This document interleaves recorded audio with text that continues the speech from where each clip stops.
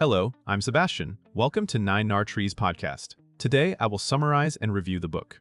Attention Span by Gloria Mark examines a modern paradox. Despite having more tools than ever to manage information, many people feel scattered, tired, and less satisfied with their work and lives.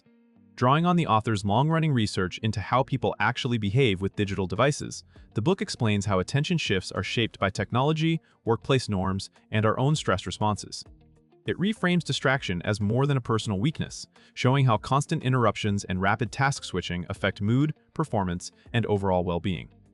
Rather than offering a simplistic digital detox, Mark presents a practical, evidence-informed approach for restoring balance. Readers are guided to understand their attention patterns, reduce the hidden costs of fragmentation, and rebuild the ability to focus without giving up the benefits of connected life. The result is a grounded, research-based roadmap for improving productivity while also supporting happiness and mental resilience. I will give you key takeaways from this book. Firstly, why attention is fragile in a hyper-connected world. A central theme is that attention is not a fixed trait, but a dynamic resource influenced by environment, expectations, and emotional state. Mark's work highlights how the structure of modern digital life encourages frequent shifts, from pings and notifications to the subtle pull of checking messages. Even when interruptions are self-initiated, they often reflect learned habits and social pressure to be constantly available. The book explains how task switching and fragmented work reduce the depth of engagement, making it harder to enter sustained focus. Over time, this fragmentation can create a loop. Reduced progress increases stress, stress makes attention more vulnerable, and vulnerability increases checking behaviors. Mark also distinguishes between different forms of attention, such as focused, routine, and exploratory modes, emphasizing that each has value but can become imbalanced. By treating distraction as an outcome of systems and patterns rather than mere willpower failure, the book sets the foundation for practical change that targets real causes instead of symptoms.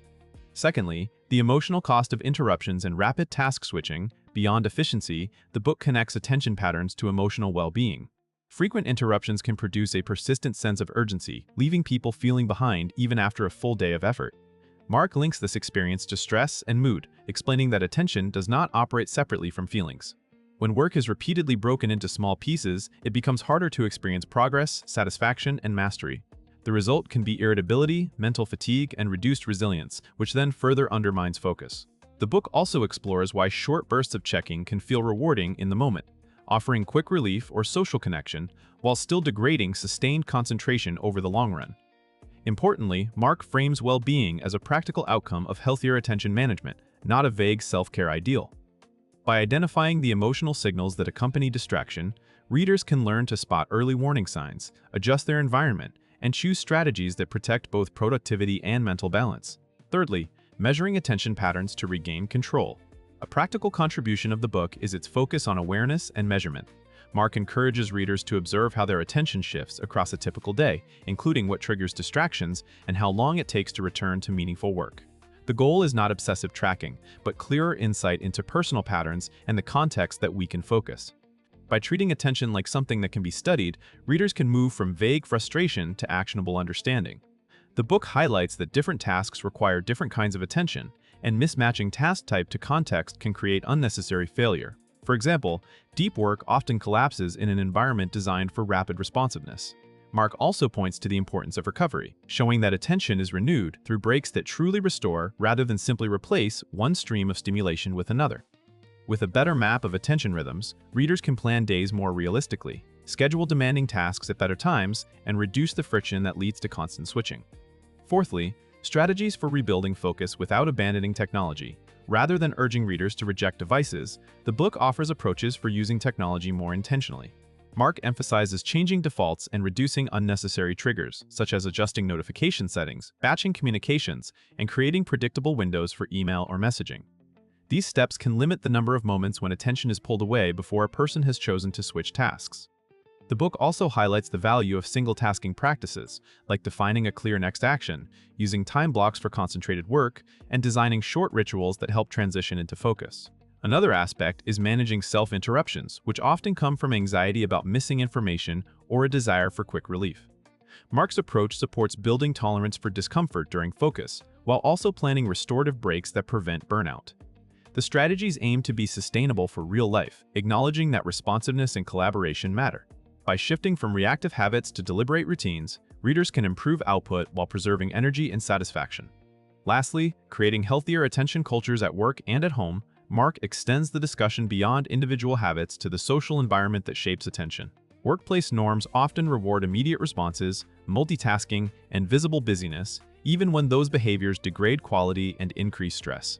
The book argues that improving attention is not only a personal project, but also a cultural one, where teams can agree on expectations for response times, meeting practices, and quiet work periods. It also addresses how remote and hybrid work can intensify interruptions by blending home and office demands into a continuous stream. At home, attention challenges show up in family interactions, leisure, and sleep as devices compete with rest and relationships. Mark's perspective encourages readers to set boundaries that protect meaningful activities, such as device-free meals, wind-down routines, and intentional leisure that restores rather than fragments attention further. By combining personal strategies with shared norms, the book presents a fuller path toward balance, productivity, and happier daily experience. In conclusion, this book suits readers who feel busy but not satisfied, professionals managing constant digital communication, students trying to study amid distractions, and leaders who want healthier team practices.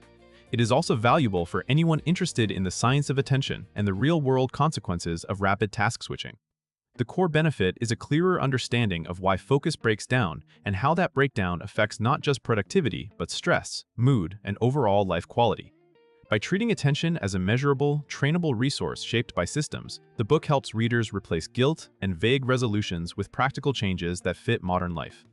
Compared with many productivity titles that rely on motivation slogans or extreme detox prescriptions, Mark's approach stands out for its research grounding and its balanced view of technology. It does not ask readers to abandon connected work, but to redesign habits, environments, and expectations so attention can recover and thrive. That combination of evidence, realism, and actionable guidance makes it worth buying for readers seeking durable change rather than temporary fixes. If you would like to support Gloria Mark, you can buy the book through the Amazon link I've provided in the podcast description.